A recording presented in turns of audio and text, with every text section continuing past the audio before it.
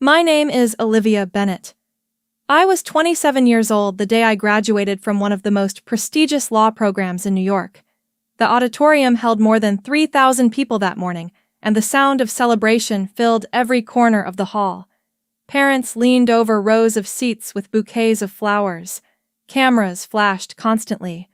Families whispered encouragement to their children, sitting in black robes and square caps, waiting for their names to be called. Pride hung in the air like electricity. And then there were my 4 seats. Front row, reserved. A small sign attached to each chair read, "Bennett family." They were completely empty. I sat there holding the graduation program in my lap, pretending not to notice the curious glances from the parents seated behind me. Every few seconds, someone would cheer loudly for a graduate across the aisle. The noise of happiness echoed through the hall, but around me there was only silence. My phone buzzed inside the pocket of my robe. I pulled it out slowly and saw a message from my mother. "We're in Paris with Lily. Don't be dramatic about us missing this. Your graduation is boring anyway." A photo followed the text. My sister stood in front of the Eiffel Tower, wearing a white designer coat, laughing for the camera while my mother held the phone.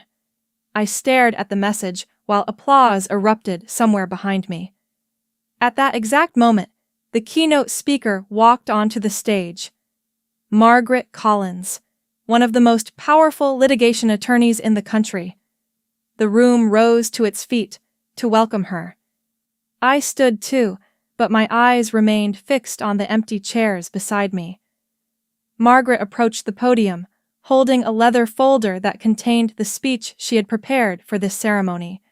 She thanked the dean and looked out across the crowd. Then her eyes stopped. Right on me. For a moment I wondered if I was imagining it, but she didn't look away. Her gaze shifted slowly to the 4 empty chairs next to me. And then, something unexpected happened. Instead of opening her speech, Margaret Collins quietly closed the folder. I had no idea that within the next few minutes she was about to say my parents' names in front of 3,000 people. But that moment hadn't come yet. Right then, sitting in that auditorium, I realized something strange. The empty seats beside me didn't actually surprise me. They were simply the final chapter of a story that had been building my entire life. Because in the Bennett family, I had never been the daughter worth celebrating. That role had always belonged to my younger sister. I grew up in the wealthy northern suburbs of Chicago, in a neighborhood where the houses looked like magazine covers, and every driveway held at least 2 luxury cars. Reputation mattered there. Appearances mattered even more. My father, Richard Bennett, was one of the most successful real estate developers in the region. His company built high-end condominiums, luxury shopping centers, and gated communities across Illinois. In business circles, he had a reputation for ruthless precision.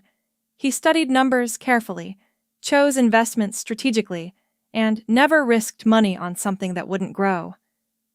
Unfortunately for me, my father evaluated his family the same way.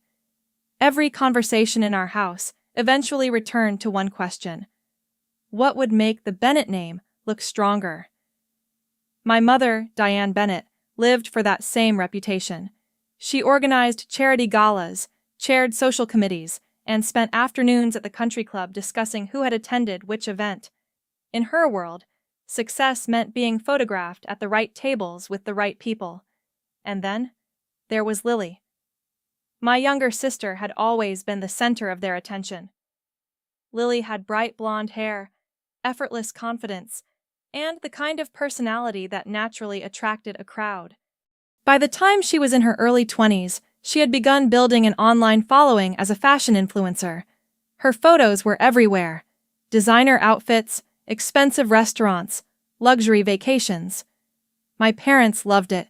To them, Lily represented visibility. She represented excitement. She represented the kind of attention that made people talk about the Bennett family. I represented none of those things. I was the quiet daughter, the one who preferred books over parties. While Lily attended influencer events and fashion launches, I spent weekends studying for exams or volunteering in legal clinics. I wasn't interested in being admired. I was interested in becoming good at something real. In my parents' eyes, that made me predictable. Boring. I remember one evening when my father was hosting several business partners for dinner at our house. The conversation had drifted toward family achievements. One of the guests asked what his daughters were doing with their lives. My father smiled proudly and gestured toward Lily. "This one is building a personal brand," he said. "She understands marketing better than people twice her age." The men at the table nodded with approval. Then someone asked about me. My father waved his hand casually. "Olivia is the practical one," he said. "She's always been serious. Likes school, likes rules. She'll probably become a lawyer or something." The table laughed politely. Lily laughed too. I forced myself to smile even though the words stung more than I wanted to admit. That single sentence quietly defined my place in the Bennett family. Lily was the interesting daughter. I was the responsible one. If Lily succeeded, my parents celebrated loudly. If I succeeded, they acknowledged it politely and moved on. For years, I convinced myself that the situation would change eventually, that one day I would accomplish something impressive enough to earn their genuine pride. I believed that moment arrived 2 years before my graduation. It was the night I told my parents I had been accepted into one of the most competitive law programs in the country. I had imagined that dinner many times. I imagined my father smiling for once. I imagined my mother telling her friends that her daughter was becoming a lawyer. I imagined Lily congratulating me. Instead, that dinner became the night my father announced in front of the entire family that investing in my future would be a waste of money. And what he chose to invest in instead was the moment I finally understood exactly what I meant to the Bennett family. 2 years before my graduation, I drove back to my parents' house in the northern suburbs of Chicago for what my mother described as a simple family dinner. In the Bennett household, dinners were never simple. They were carefully staged events where conversations revolved around business, influence, and whatever success my parents believed deserved attention that week. That night, the dining room looked exactly the way it always did when my father expected an audience. Crystal glasses lined the long mahogany table. Polished silverware reflected the warm light of the chandelier. The private chef my mother insisted on hiring had prepared an elaborate meal, even though only family was supposed to attend. My father sat at the head of the table, scrolling through messages on his phone between bites of steak. My mother discussed charity events scheduled for the following month. Lily sat across from me, half listening while she edited photos on her phone, adjusting colors and angles before posting them online. She showed my mother one picture after another. My mother nodded approvingly every time.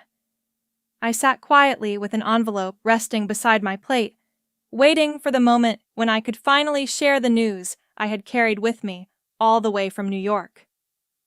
Halfway through dinner, the conversation paused. My mother was asking Lily about a fashion event in Los Angeles when I cleared my throat and slid the envelope across the table toward my father. "I received my admission letter today," I said. My voice sounded calmer than I felt. My mother looked up immediately. "Admission to what?" she asked. "Columbia Law," I answered. For a moment the room went completely quiet. Columbia's law program was one of the most competitive in the country. Getting accepted meant years of preparation, long nights studying, and more determination than I sometimes believed I had.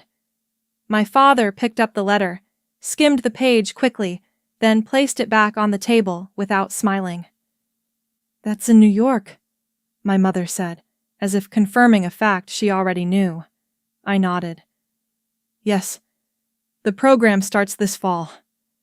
My father continued cutting his steak as if the letter were just another piece of mail. Finally, he looked up. "So, how exactly are you planning to pay for that?"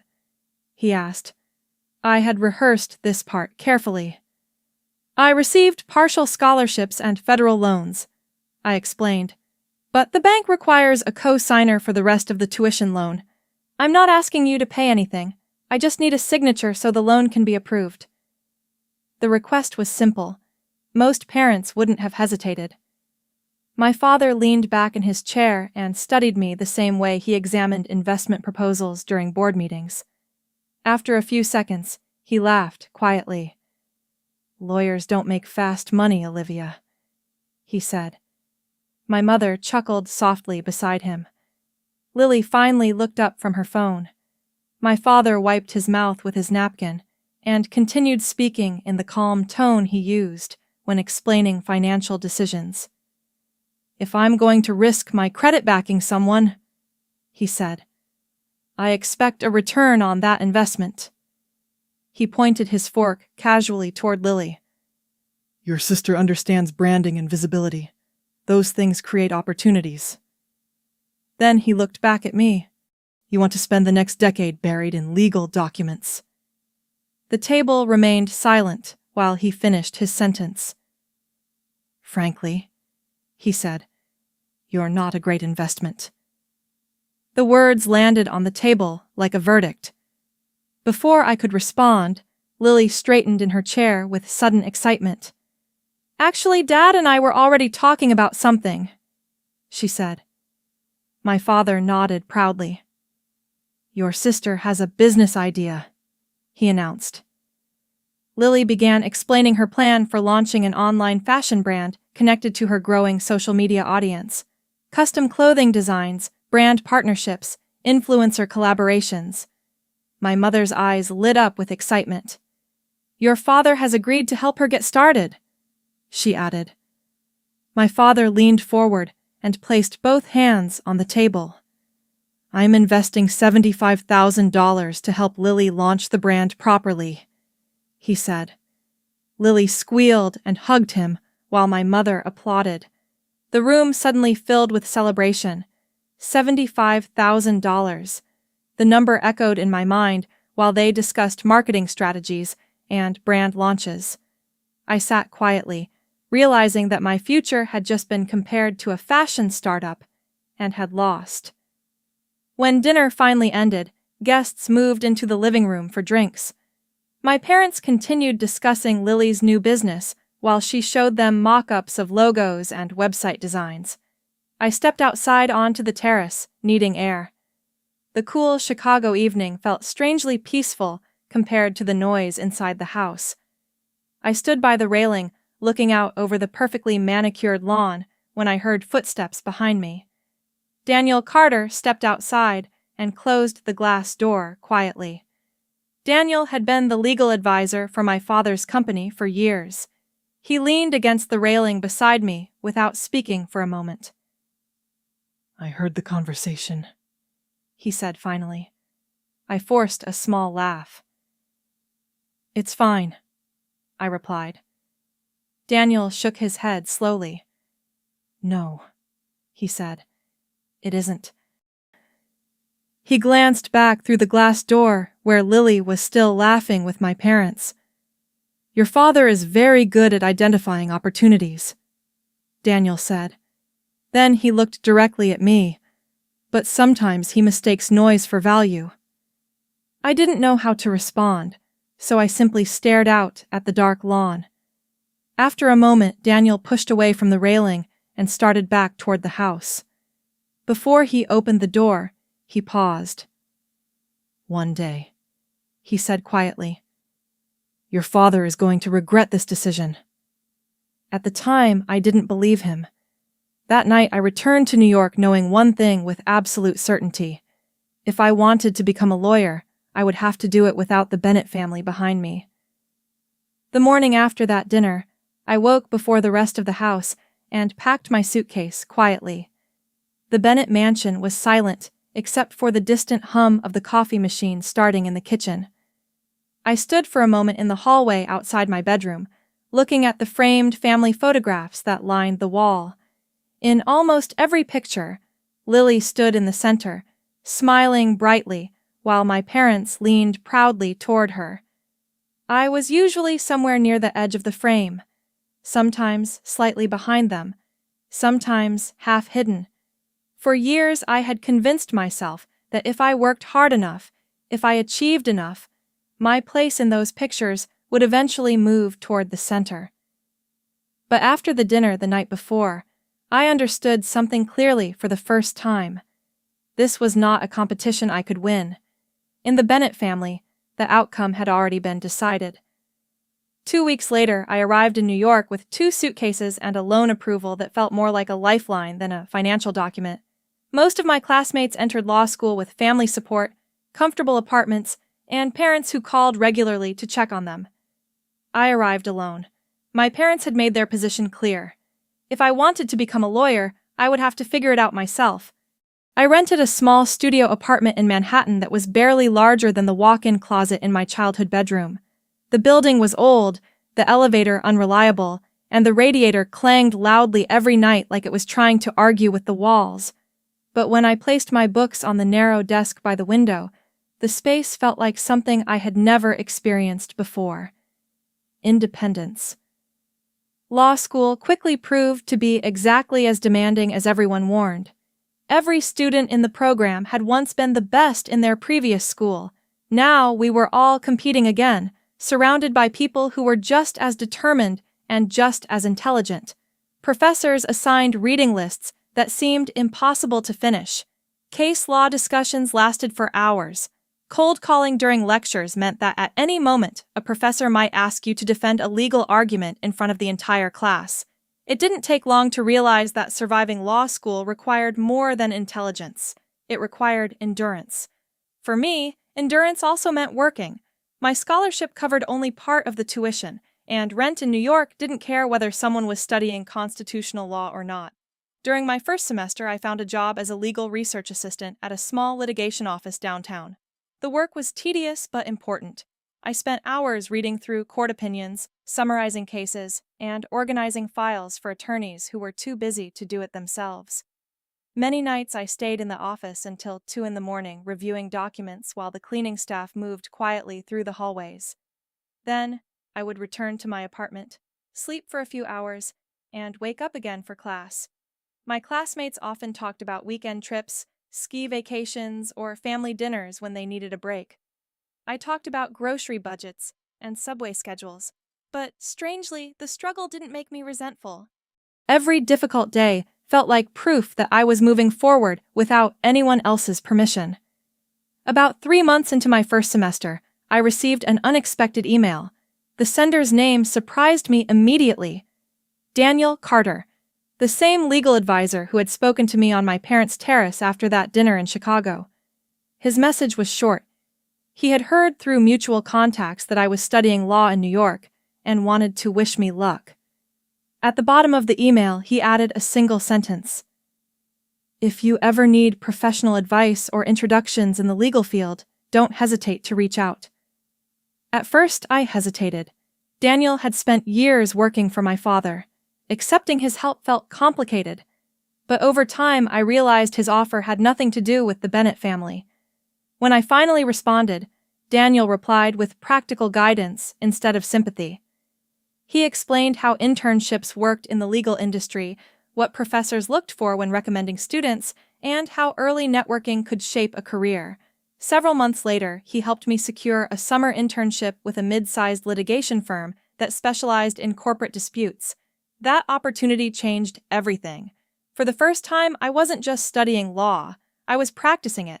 While I spent my days analyzing legal arguments and writing research summaries, Lily's life moved in the opposite direction. Her fashion brand launched with a glossy online campaign funded by my father's $75,000. My mother posted photos of Lily's clothing line across every social platform she used. My father mentioned Lily's entrepreneurial success whenever he attended networking events. Her follower count grew rapidly. 10,000, 20,000, 50,000. Every time I opened social media, I saw new pictures of Lily posing in designer outfits or attending influencer parties in cities I could barely afford to visit. My parents commented enthusiastically on every post. So proud of our girl, future fashion icon. Meanwhile, months passed without a single phone call asking how law school was going. At first, I noticed the silence. Eventually, I stopped expecting anything else. During my second year, I saw something that made me understand my father's thinking more clearly than ever. One afternoon, while scrolling through a business article online, I noticed a promotional image connected to one of my father's newest real estate developments in Chicago. The advertisement showed a luxury condominium balcony overlooking the skyline. Standing near the railing was Lily, smiling confidently in one of her fashion brand outfits. The caption read, "Modern lifestyle designed for the next generation." It was clever marketing. Lily's popularity attracted attention to the property, and the development gained thousands of views online. That was the moment I realized Lily wasn't just my parents' favorite daughter. She was part of my father's business strategy. Another investment. For years, I had believed the problem was that I hadn't achieved enough yet. Watching my father turn Lily's Instagram following into advertising changed that perspective instantly. My achievements had never been the issue. They simply didn't fit his definition of value. Once I understood that, something inside me shifted. I stopped trying to impress them. I stopped checking whether my parents had read my messages. I stopped hoping they might suddenly notice what I was doing. Instead, I focused entirely on my own work. And the strange thing was, once I let go of that need for approval, everything became easier. My grades improved. Professors began recommending me for advanced research projects. Supervising attorneys at my internship trusted me with more complex assignments. By the start of my final year in the program, something incredible had happened. I wasn't just surviving law school anymore. I was leading it. My academic record placed me at the top of the graduating class. A few weeks before graduation, the university distributed the official ceremony information. Each graduate received 4 VIP tickets for family members. I held those 4 tickets in my hands for a long time. Several friends encouraged me to give them away to classmates or mentors.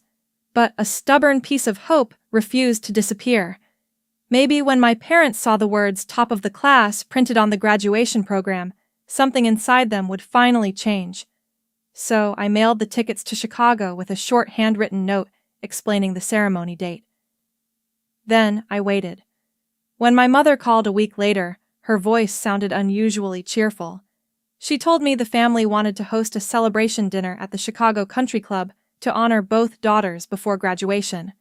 For the first time in years, I allowed myself to believe that maybe my family had finally decided to see me.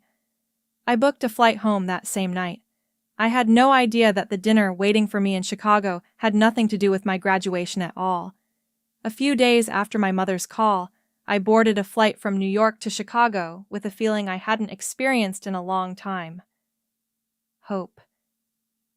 During the entire flight, I kept replaying her words in my mind. A celebration dinner for both daughters. It sounded simple, but for me it meant something enormous. For years, my achievements had existed quietly, without recognition inside my own family. This time felt different. I imagined my father introducing me to his business partners as his daughter, the lawyer.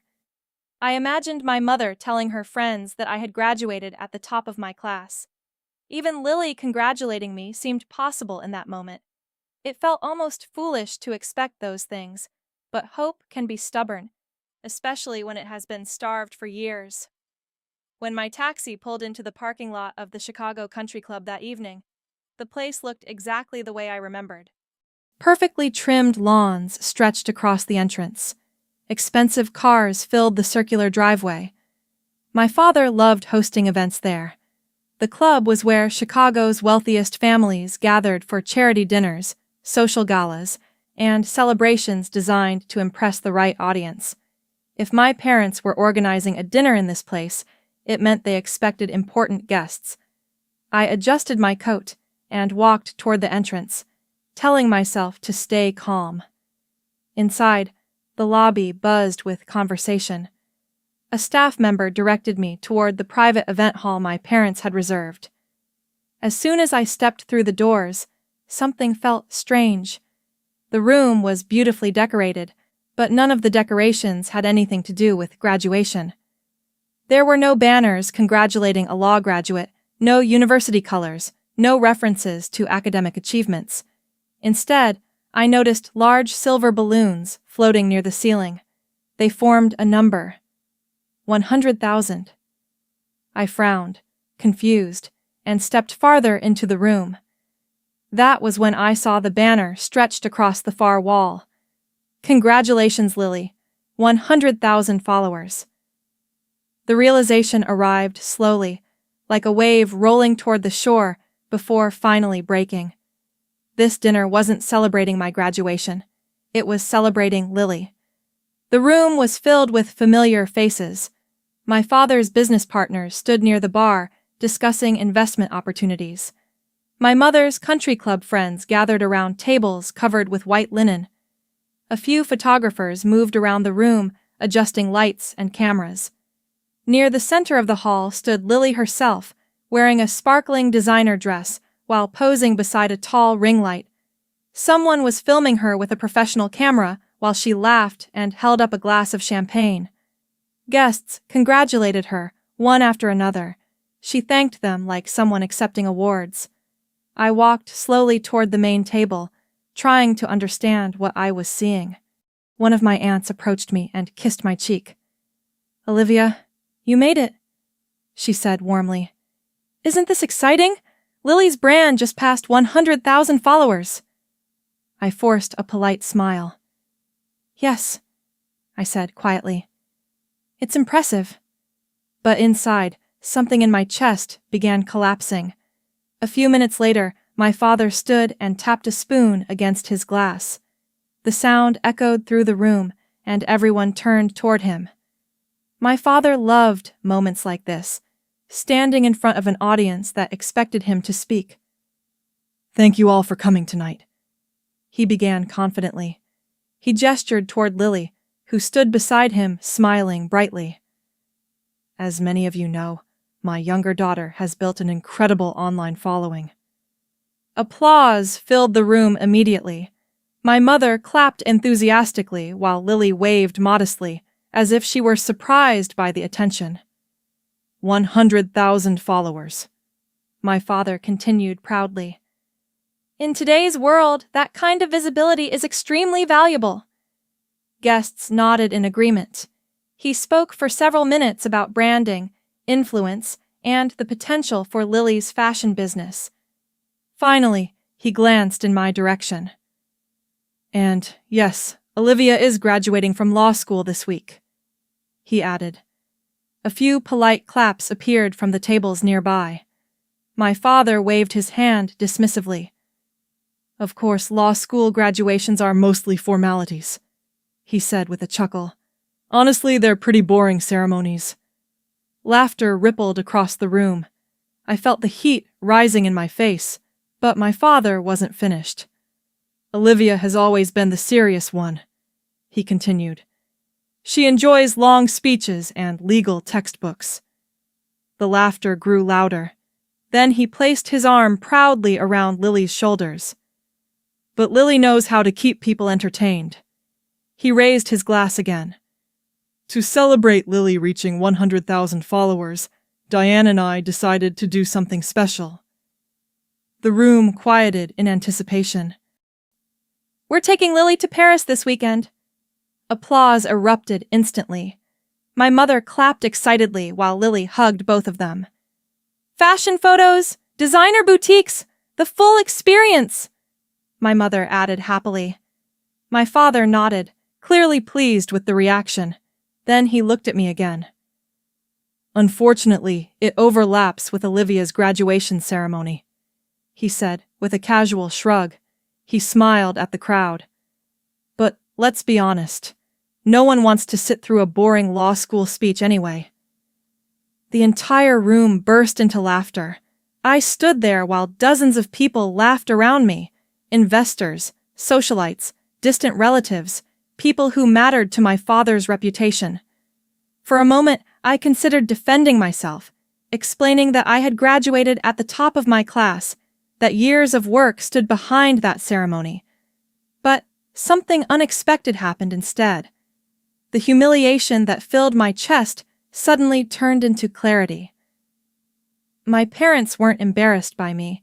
They simply didn't value what I had become. I turned toward the exit quietly.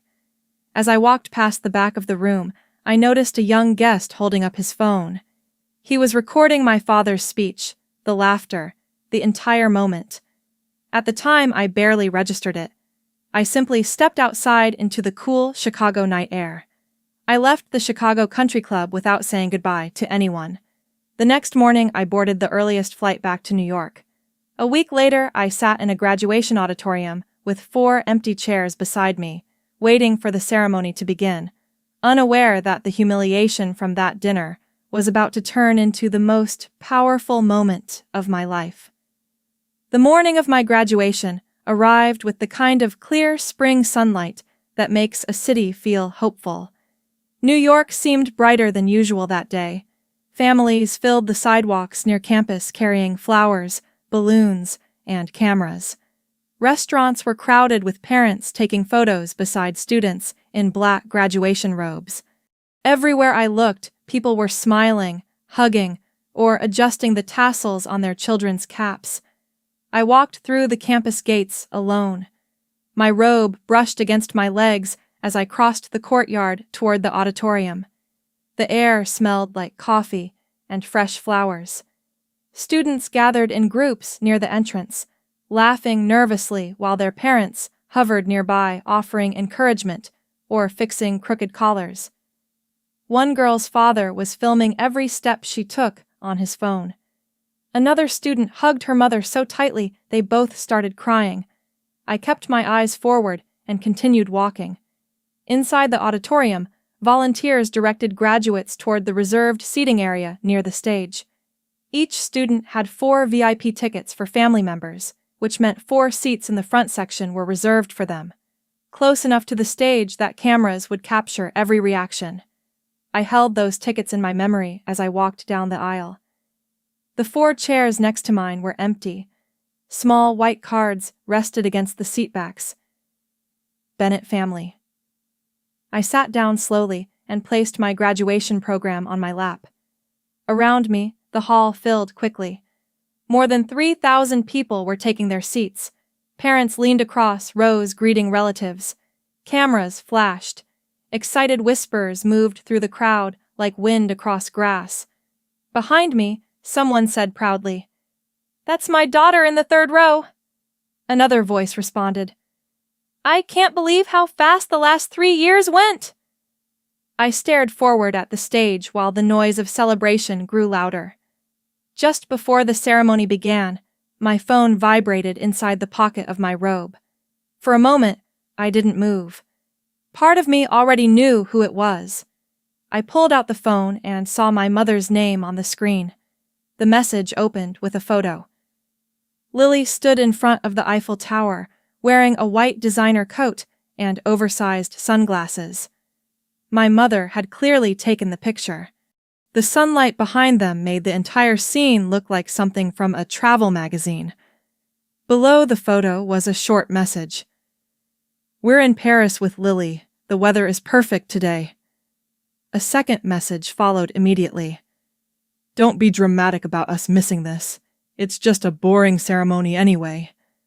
I stared at the words for a long time, while applause erupted somewhere across the auditorium. The same sentence my father had laughed about at the country club dinner echoed quietly in my mind. Boring. Slowly, I locked the phone and slipped it back into my pocket. For a moment, the humiliation returned, sharp and familiar. I imagined my parents walking along the Seine while I sat alone in the front row of my own graduation ceremony. But then, something unexpected happened. The feeling passed. It didn't disappear completely, but it changed shape. Instead of anger, I felt something colder and clearer. Acceptance. They hadn't changed, and they never would. I looked around the room again. 3,000 people had come here to celebrate years of sacrifice. Parents who had helped their children study through sleepless nights. Families who understood the weight of this moment. Even if my own family didn't value what I had accomplished, the world still did. The ceremony began. The dean stepped onto the stage and welcomed the graduating class. Professors sat in a long row behind him, wearing colorful academic robes. One by one, speakers offered congratulations and advice about the legal profession. Every time a graduate's name was called, applause thundered through the room. Occasionally, I glanced at the empty seats beside me, but now they felt less like a wound and more like a reminder. I had made it here without them. After several speeches, the dean returned to the podium and raised his hand for attention.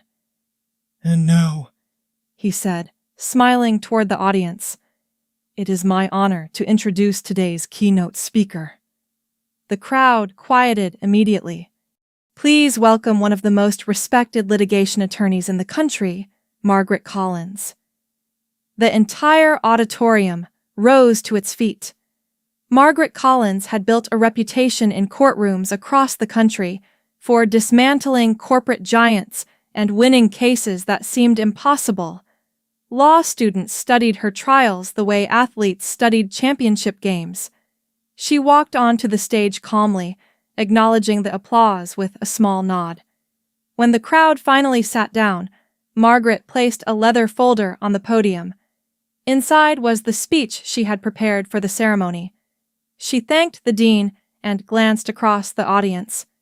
Then her eyes stopped. Right on me. At first I thought it was coincidence. There were hundreds of graduates in front rows. But Margaret continued looking in my direction. Her gaze shifted slightly to the 4 empty chairs beside me. For several seconds, she said nothing. The auditorium waited. Instead of opening the folder, Margaret slowly closed it again. The small sound of the leather cover snapping shut echoed through the microphone. People exchanged confused glances. Graduation speeches always followed a script. Inspirational quotes, career advice, maybe a few jokes about long nights studying. This was different. Margaret rested both hands on the podium and leaned toward the microphone. "I prepared a speech today about the future of law," she began. Her voice carried easily across the silent hall. "But before I begin, there's something else I need to talk about." 3,000 people leaned forward slightly in their seats. No one knew it yet, but the ceremony was about to change. Margaret Collins looked once more at the 4 empty chairs beside me, and then she began telling a story. Margaret Collins rested both hands on the podium and looked across the sea of graduates and families filling the auditorium. The room had been loud only seconds earlier, but now it had fallen into a strange, uneasy silence. 3,000 people leaned forward in their seats, sensing that the speech they were about to hear was not the one printed in the program. "I spent weeks preparing remarks about the future of law," she said slowly, "about responsibility, ethics, and the role this graduating class will play in shaping our legal system." She paused briefly, glancing again toward the front row. "But when I walked onto this stage a moment ago, I noticed something that made that speech feel incomplete." The audience shifted quietly. A few professors exchanged curious looks behind her. Graduation speeches rarely began with uncertainty. They were meant to inspire, not interrupt expectations. Margaret continued, her voice calm but firm. "Every year there are students who succeed because they had the full support of their families, parents who stayed up late encouraging them, who sacrificed time and resources to help them reach this moment." Several parents in the audience nodded proudly. "But every once in a while," she continued, "there is a student who succeeds despite having none of that support." The room grew quieter. Margaret leaned slightly closer to the microphone.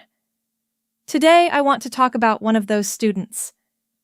My hands tightened around the graduation program resting on my lap. Something about the way she spoke made my chest tighten. Her words felt strangely familiar, but there were hundreds of graduates sitting in that hall. Surely she could be talking about anyone. She continued, This student was accepted into one of the most competitive law programs in the country. She worked multiple jobs to support herself while studying full-time. She spent nights reviewing case law while most people her age were sleeping. The audience listened carefully now, murmuring softly as they followed the story. She maintained the highest academic ranking in the program, Margaret said, not because she had advantages, but because she refused to let obstacles define her. My heart began pounding, because every sentence she spoke felt uncomfortably close to my own life. Students around the auditorium whispered quietly, trying to guess which graduate she meant. Some glanced toward the front rows where the highest-ranking students sat. Margaret raised her hand gently, asking the audience for silence. But what makes this student remarkable is not her intelligence, she continued.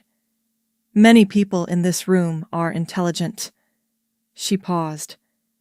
What makes her remarkable is the fact that she accomplished all of this without the support of the people who should have been cheering for her the most.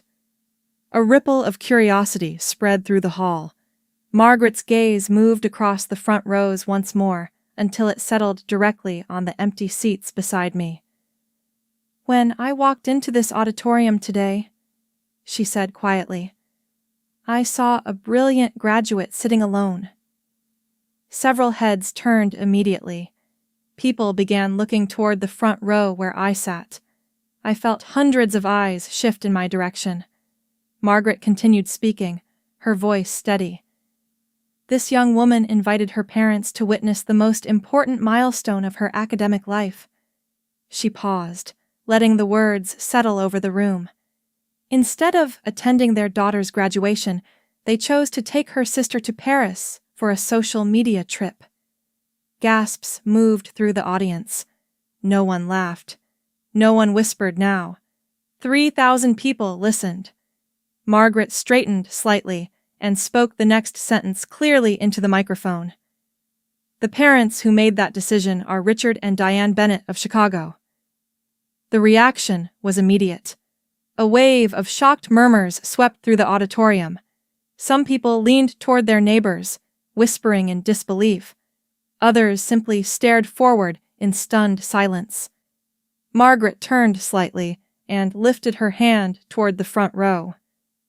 And the student they underestimated, she said, is Olivia Bennett. For a moment, the entire room froze. Then someone began clapping. A single pair of hands echoed through the hall. Another joined, then another. Within seconds, the entire auditorium erupted.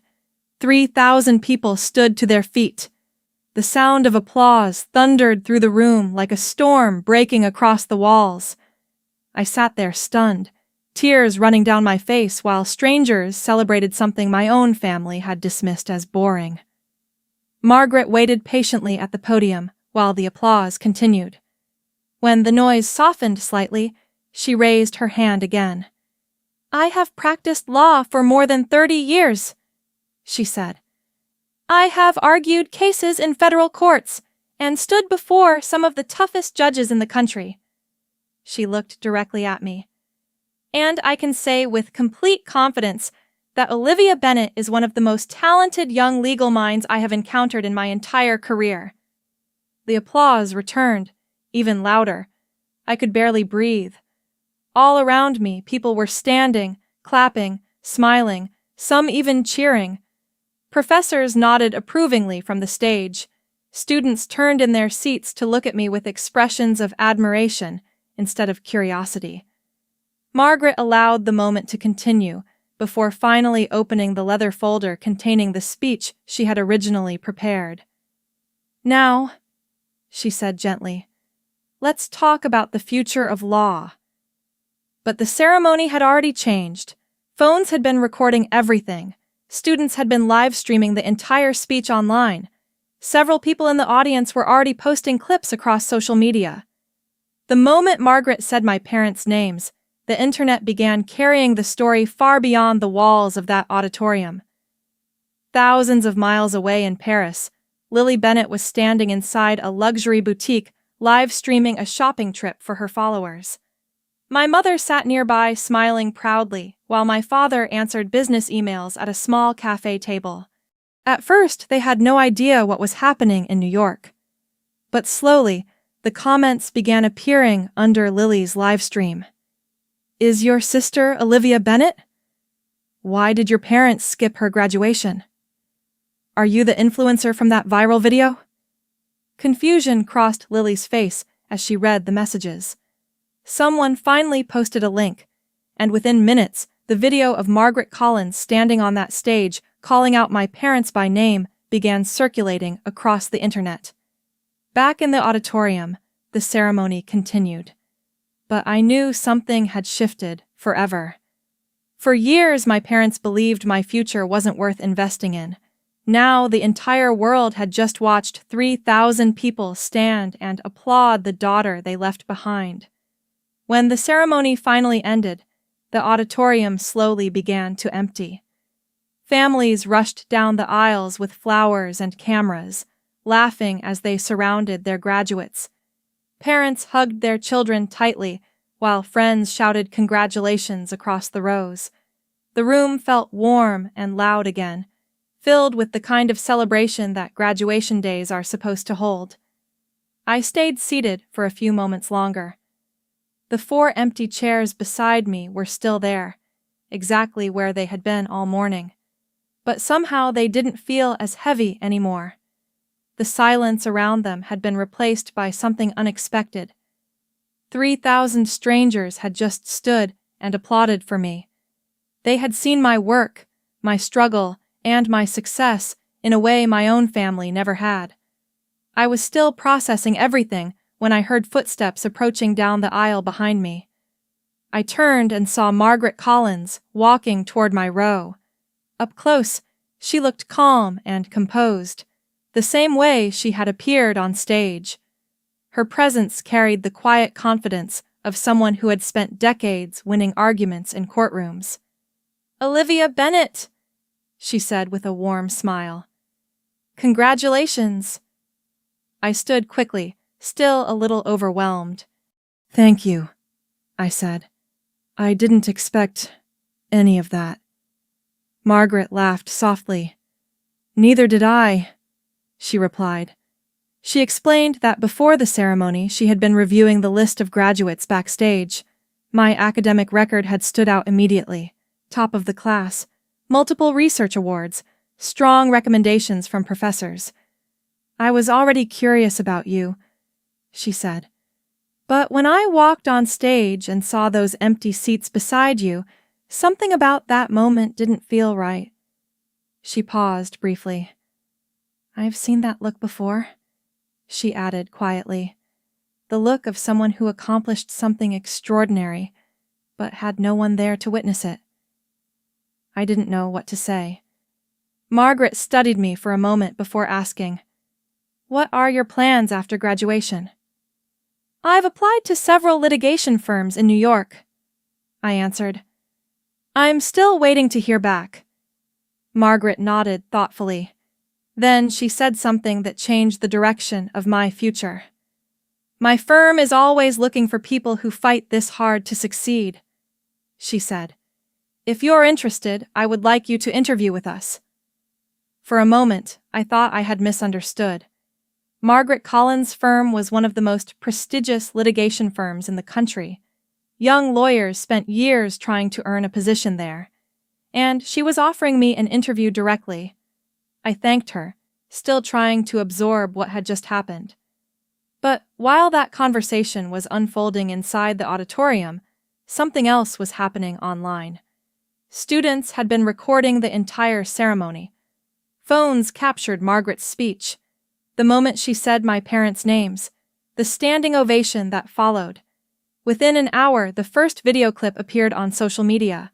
By the end of the afternoon, thousands of people had watched it. By the next morning, it was everywhere. Headlines appeared across legal blogs and news websites. Law school graduate receives standing ovation after parents skip ceremony for influencer trip. Keynote speaker calls out wealthy parents who chose Paris over daughter's graduation. The internet loves stories about injustice, It loves even more when injustice is exposed publicly. The video spread quickly. Thousands of shares turned into hundreds of thousands, then millions. Meanwhile, thousands of miles away in Paris, my family was enjoying the vacation that had replaced my graduation ceremony. Lily was live streaming from a luxury boutique along the Champs-Élysées. My mother sat nearby, smiling proudly, while my father answered emails on his phone. At first, they had no idea what was happening, but gradually, the comment section beneath Lily's live stream began filling with strange messages. Is your sister Olivia Bennett? Why did your parents skip her graduation?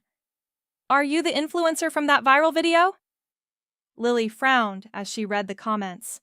Then someone posted a link. Within minutes, the video from my graduation began circulating among her followers. The Bennett family's carefully polished image was suddenly collapsing in public. Back in Chicago, the consequences grew even more serious. My father's reputation had always been tied to his image as a disciplined businessman and respected leader in the real estate industry. But the viral video created a very different narrative. Local business blogs picked up the story first. Then regional news outlets began discussing it. Investors who had once praised my father's leadership started asking uncomfortable questions. If he treats his own daughter like that, one investor reportedly said, how does he treat business partners? Within a week, 2 major investment deals connected to Bennett Development Group were quietly postponed. Sponsors began distancing themselves from Lily's fashion brand as well. Influencer marketing relies heavily on public image, and right now the Bennett name had become associated with humiliation and cruelty. I watched everything unfold from New York, but I didn't celebrate, and I didn't interfere. For years I had tried to earn recognition from my family. Now that the world was seeing the truth, I simply allowed it to happen. My focus shifted completely toward the future. Margaret Collins arranged my interview with her firm. Daniel Carter continued offering advice as my career began to develop. A few months later, I officially joined one of the most powerful litigation teams in New York. The work was demanding and relentless. Long nights reviewing contracts, preparing arguments, and building cases that involved millions of dollars in corporate disputes. But for the first time in my life, I was in a place where results mattered more than appearances. In the courtroom, popularity means nothing. Preparation wins. Over the next several years, my career grew steadily. I worked on complex litigation cases involving major corporations and financial institutions. Eventually, I became one of the lead attorneys on a case involving a failed real estate development project. The lawsuit represented a group of investors seeking compensation after losing enormous sums of money. The case file arrived on my desk one afternoon. When I opened it, one detail immediately caught my attention. The company being sued was Bennett Development Group, my father's company. Our firm agreed to represent the investors. After reviewing the team assignments, the partners selected me as one of the attorneys responsible for the case, which meant that 5 years after my graduation ceremony, I would be returning to Chicago. But this time, I wouldn't be arriving as the daughter my father dismissed. I would be arriving as the lawyer representing the people trying to destroy his company. And my father had no idea yet who would be walking into that courtroom. 5 years after my graduation, I stepped off a plane in Chicago again. The skyline looked exactly the same as it had the last time I left. Tall glass buildings reflecting the gray sky above Lake Michigan. But the person walking through the airport that morning was not the same woman who had once sat in a graduation hall beside 4 empty chairs. I was no longer a student trying to prove my worth. I was a litigation attorney representing a group of investors in a lawsuit worth hundreds of millions of dollars. The case had arrived on my desk several months earlier at the firm in New York. A large group of investors claimed they had been misled during the development of a luxury residential project in Chicago. The development had collapsed before completion, leaving unfinished structures, unpaid contractors, and enormous financial losses. Our firm had been hired to represent the investors who wanted compensation. When I opened the file for the first time, I stared at the company name printed across the top page. Bennett Development Group, my father's company. Seeing it written inside a legal case file instead of hearing it at family dinners felt strange, cold, professional. But that was exactly what the situation required. I wasn't there as Richard Bennett's daughter. I was there as an attorney whose job was to examine contracts, financial records, and broken agreements. The night before the first legal meeting, my phone rang in my hotel room. The caller ID showed a name I hadn't spoken to in years, Daniel Carter. "News travels fast in Chicago," he said when I answered. "I heard about the case." Daniel had retired from advising my father's company a couple of years earlier. His voice sounded older, but still steady. "Are you sure you want to handle this personally?" he asked. I understood the concern. Facing my father across a legal table could easily turn into something emotional. But my answer came without hesitation. "This isn't personal revenge," I told him. "It's my job." Daniel was quiet for a moment. Then he said something that sounded like the final sentence of a conversation we had started years earlier on my parents' terrace. "Your father always believed success was about choosing the right investments," he said. "Well, he's about to learn what happens when you underestimate one."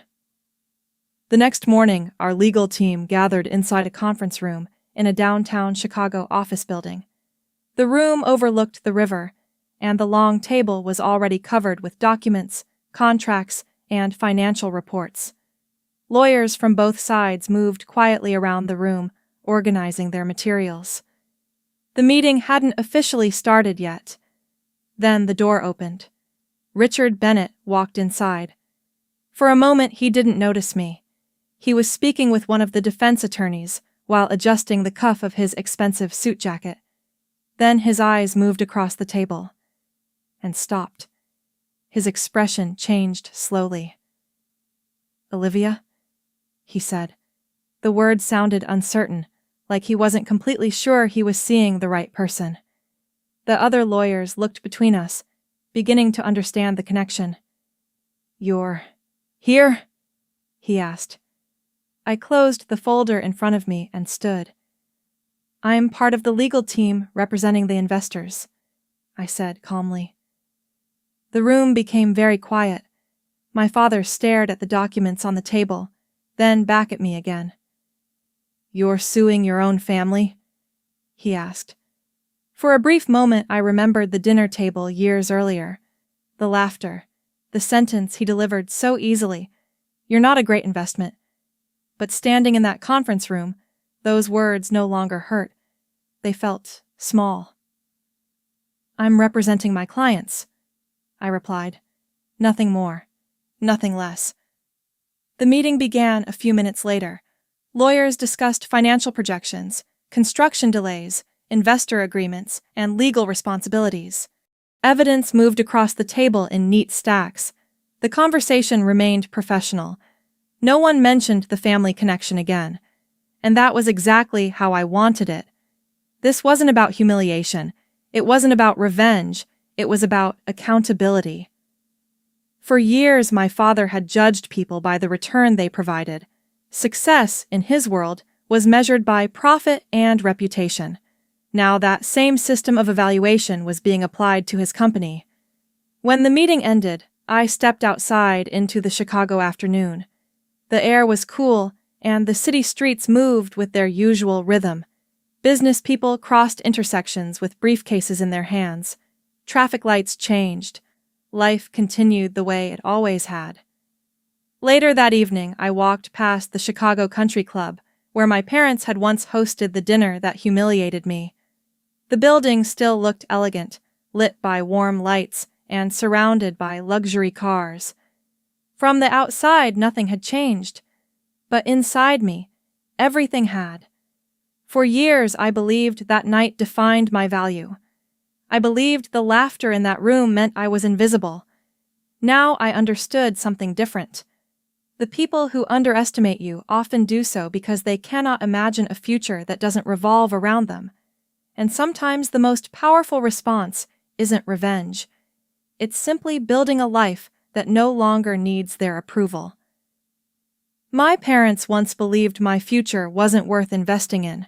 They believed popularity and attention mattered more than discipline and persistence.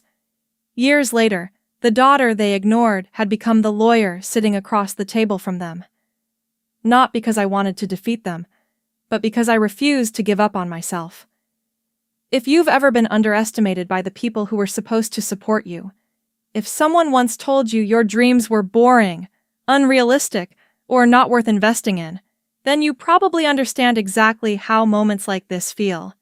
Sometimes the people who doubt you the most are simply unable to see the future you're quietly building. And that's okay, because the most powerful success stories are written by the people who kept going anyway. If this story resonated with you, I'd love to hear your thoughts. Have you ever had a moment when someone underestimated you, only to realize later they were wrong? Share your experience in the comments. And if you enjoy stories about justice, resilience, and turning the tables on toxic expectations, make sure you stay here with us and subscribe to the channel so you don't miss the next story. Sometimes the quietest victories are the ones worth hearing the most.